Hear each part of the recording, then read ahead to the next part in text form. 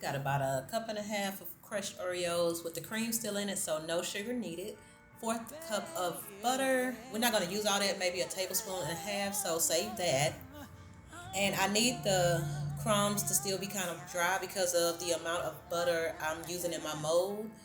And I have some soft butter here, partially melted, just soft enough to grease the mold. And make sure you grease every part of that mold, just the inside, y'all, not the outside. And we're gonna add some crumbs, not all of them, just enough to make the outside crust. And with the back of a spoon, spatula, or whatever is more comfortable for you, just gently press those into all of the cracks, crevices, ridges, whatever. Just make sure you gently press it. You don't want to pack that in too much because the weight of the batter is going to pack that in some more anyway. And then once you put that in the fridge to sit overnight, that crust is going to become extremely hard and it's going to be hard to cut, and that's not good.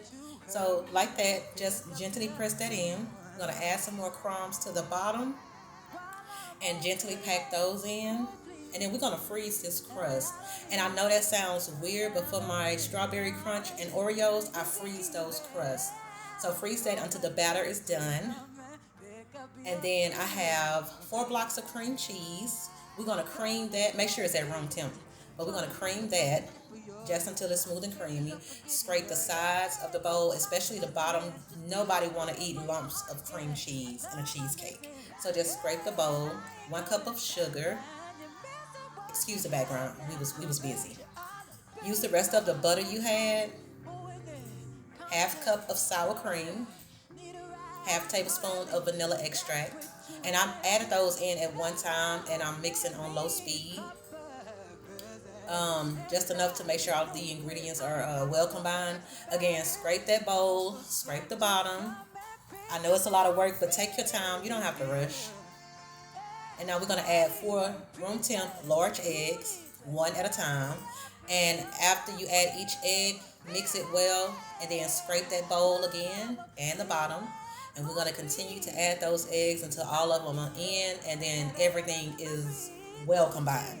Now, scrape the bowl again for the last time around the sides, the bottom. Make sure you got everything in there.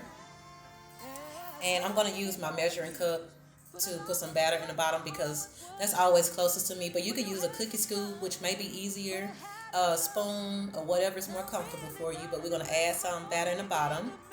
And for a little razzle dazzle, some cookies, because who don't like Oreos? I mean, if you don't, anyway, we're going to add some Oreos, put a majority of the batter on top, and guess what? We're going to add some more Oreos. Yep. We like to be a little wild over here. Cover those with the batter. Bake at 325 degrees with a pan of water on the bottom rack for about an hour or until it's done. Child, I overbaked that one. But that's okay. That's cool. That's cool. This is how she looks. You kind of gamble with that crust because it doesn't always come out of the silicone mold, but it don't have to be perfect. I mean, who cares? It's going to get ate.